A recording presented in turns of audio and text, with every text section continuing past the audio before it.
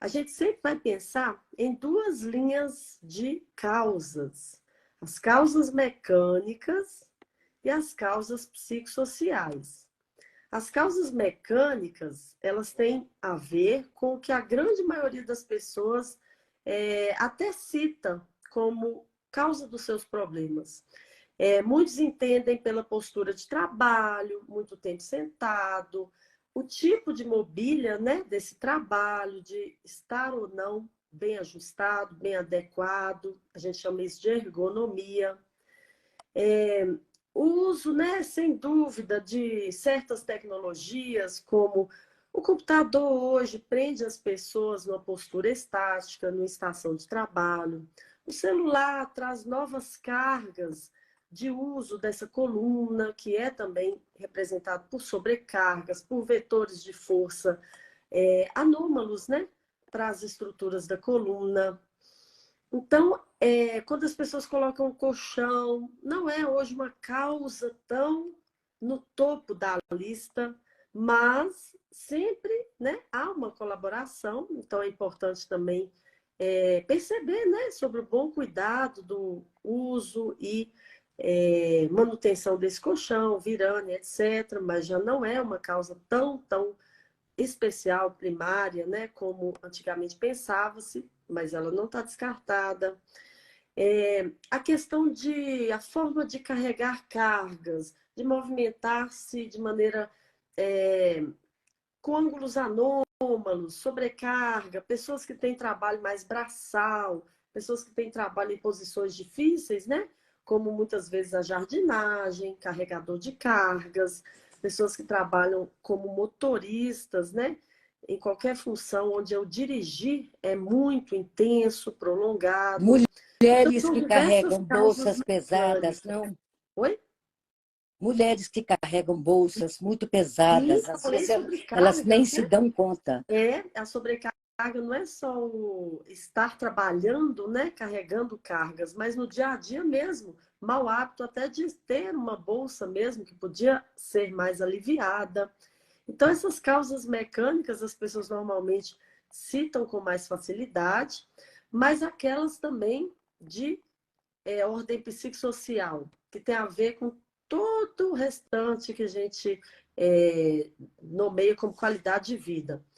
Uma boa qualidade de sono é importante porque é a hora que os discos articulares, né, da coluna se reidratam, né, se recompõem do desgaste do dia a dia.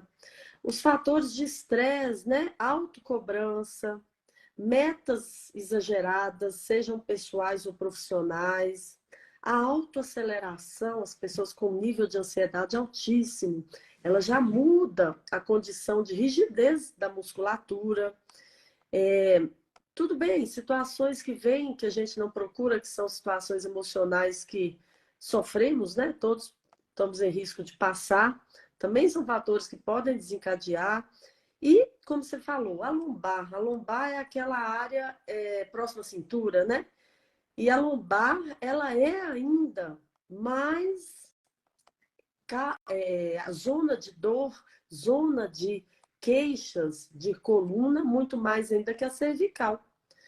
Só que a cervical, que é o pescoço, tem uma média de pesquisas que falam que até em média 2030, o número de queixas da cervical e o número de queixas para lombar, elas vão se equiparando. Então a gente Tem a ver com o uso, tem a ver com o uso do celular? Sim, ele não é um vilão absoluto, mas sem dúvida ele está contribuindo, sim, né? Essa postura estática, essa postura anômala, essa soma de tantas horas ao dia preso, né? Numa postura anômala ao computador, tem uma carga embutida, sim. E essa carga muscular, essa carga de posicionamento, né, ruim vou até mostrar aqui, nas estruturas da coluna, seja lombar, como está aqui, seja cervical, né? Vai trazendo mesmo os famosos desgastes, degenerações, mudanças de congruência nessas peças, né, que formam a coluna, essas estruturas, e trazem a dor. Professora, até o jeito de dormir influencia nesse problema da coluna, não?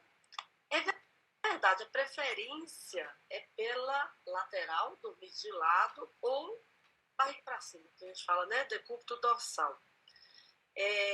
Barriga para baixo, que é o decúbito ventral, não é um melhor hábito, melhor posição para a coluna. Seja cervical, porque o pescoço fica rodado, os braços são obrigados a ficar encaixados para o alto. Então, isso tudo também traz uma sobrecarga para as regiões aí da cervical, de ombro, né, também. E até mesmo a TM, essa articulação da mordida, que tem uma relação muito grande com as dores também de pescoço, cervical. Mas até a própria lombar também. A posição de barriga para baixo pressupõe a gente fazer aquela posição do dormir-ovo, vamos dizer assim, encaixar a perna, quadril de uma determinada forma, que também acaba deixando a coluna numa torção. E aí são horas, né, que a gente passa dormindo e é natural movimentar-se dormindo, a gente não vai ter uma coerência, né, uma percepção sobre isso, né, nem mesmo um domínio, mas iniciar a noite com uma boa posição já é elementar para ir educando o cérebro a querer estar na lateral ou barriga para cima, de uma forma de tentar reeducá-lo. Uhum. Professora, estudos mostram que o número de pessoas com problemas na coluna só aumenta. A gente estaria vivendo uma epidemia de problemas na coluna, de gente com problema na coluna. Deu uma congelada, vamos ver se... Oi, para mim tá normal. Tá normal? Para mim, minha fala aqui tá normal e você também. Ótimo. Então pode responder, professora. Os casos só vêm aumentando. A gente estaria vivendo uma epidemia de pessoas com problema na coluna? Na verdade, ela já vem, acho que desde sempre que eu me vejo como estudante de fisioterapia e fisioterapeuta formada, né? São 22 anos de formada e desde a época, né, de acadêmica, sem dúvida, essa fala, né, como uma grande epidemia mundial já é colocada para as dores lombares, para dores nas costas, dores na coluna, né, como se refere. Então, a ortopedia, né, dentro da medicina, a fisioterapia, já convive mesmo e já coloca mesmo como problema de saúde pública mundial. Há vários programas, até em centros de saúde, e eu estou falando realmente do Brasil, de Belo Horizonte, que é a minha realidade, que eu já fui, né, professora de saúde pública, e acredito que, claro, eu etc.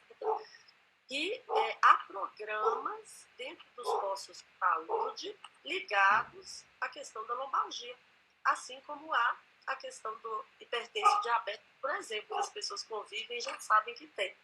Então, os chamados grupos de caminhada, grupos de coluna, são grupos dentro, né, da saúde pública relacionados a tentar abordar informação e também técnicas, métodos, né, exercícios para a população geral, para a população dos postos de saúde, para a população geral que tenha acesso a esse conhecimento para tratar, cuidar. E é justamente porque os números são, sim, alarmantes desde décadas atrás. Os métodos diagnósticos foram melhorando, epidemiológicos também, para a gente ter isso em números mais representativos hoje, mas nunca deixou mesmo de ser um alarme assim, maior, mundial, né? E é mesmo a gente fala uma pandemia, até muito mais, né? Porque envolve todos os países. O maior gasto de saúde costuma ser, muitas vezes mesmo, de países com problemas de coluna, que aí não são só as dores e as consultas ao médico, mas afastamento do trabalho, faltas ao trabalho, aposentadoria precoce, todas essas situações ligadas pela dor, principalmente lombar.